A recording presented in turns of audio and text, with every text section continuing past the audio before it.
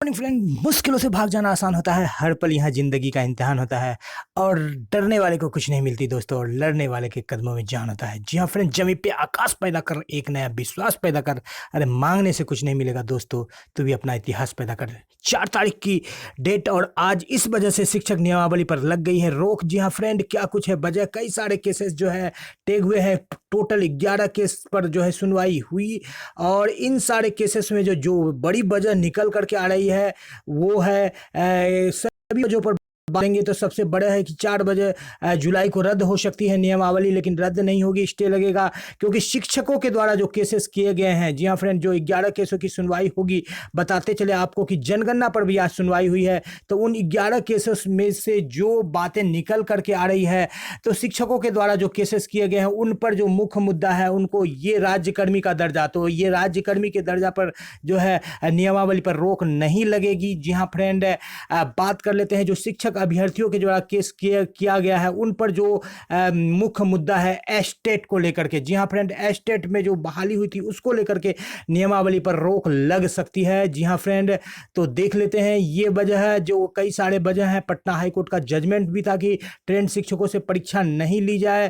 तो 6 to 8 की रिक्ति, इस पर जो है कहीं ना कहीं जो है नियमावली पर यदि सही ढंग से वकीलों के द्वारा दिया गया तो रोक लग सकती है। नियोजित शिक्षक वेटेज के आधार पर कोई रोक नहीं लगेगी। सेवा निरंतरता वेतन संरक्षण सरकार दे सकती है यदि कोर्ट उसको आदेश दे। तो सैलरी स्लेब पर भी थोड़ा सा दिक्कत है। ईवीएस आरक्षण को क्लियर कर रही है सरकार। एस्टेट को वरीयता यहाँ पर देने की बात है। 6+7 में तालमेल नहीं, यहाँ भी रोक लग सकती है। और हाई कोर्ट के और एनसीटीआरटी के गाइडलाइंस को फॉलो नहीं किया गया है। बड़ी बात 2-3 निकल करके आ रही जिसको आगे चर्चा करेंगे। जी हाँ फ्रेंड, सुप्रीम कोर्ट की अवमानना है ये नियमावली, हाई कोर्ट की अवमानना है, पटना जजमेंट की अवमानना है। ट्रेनिंग और टेट पास शिक्षकों से जो है परीक्षा ली जा रही है। 1 लाख से अधिक सीट का कहाँ है, इसका कोई प्रावधान नहीं है। 6 to 8 में 0 रिक्ति है। बीपीएससी एग्जाम के द्वारा जो है 5200 या 9300 का स्केल देना चाहिए। यहाँ पर समानता के अधिकार का हनन किया जा रहा है। फ्रेशर और 20 साल पुराने शिक्षकों को एक साथ दिया रहा है। सैलरी स्लिप में कोई क्लियरेंस नहीं है। तो जो नियमावली में रोक लगने की मुद्दा आ रही है वो 2-3 मुद्दे हैं। जी हाँ फ्रेंड, पहला मुद्दा जो सबसे बड़ा निकल करके आ रहा है, जो विधि विशेषज्ञ बता रहे हैं, पब्लिक डोमेन में नहीं रखा जाना। जी हाँ फ्रेंड, पब्लिक डोमेन में इसको रखा जाना था। जो भी लाभार्थी थे उनसे बात होनी थी।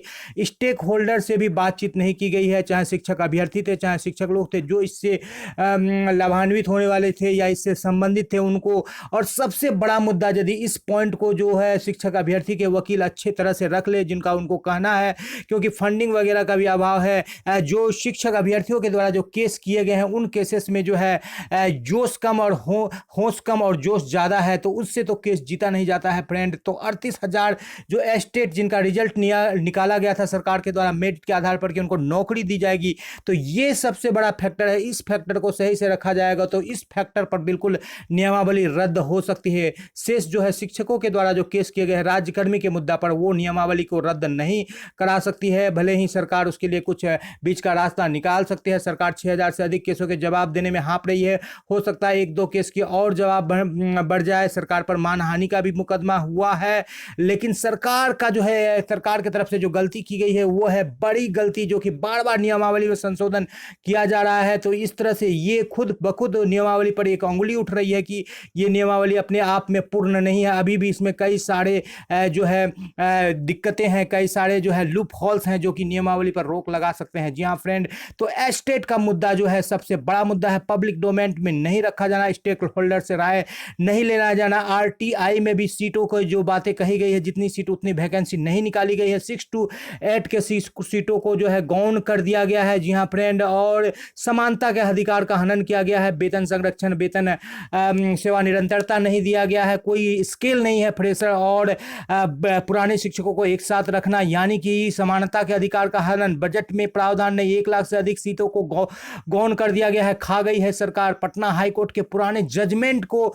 यहां पर ताक पर रखा गया है। तो ये सारे मुद्दे हैं जिस पर जो है आज बिल्कुल केस पर जो है बिल्कुल स्टे लग जाएगी कि जो है शिक्षक बहाली पर रोक लगेगी। लेकिन यहां पर 2-3 कैटेगरी में सरकार केस को बांट चुकी है। 11 केसों की आज सुनवाई होनी है।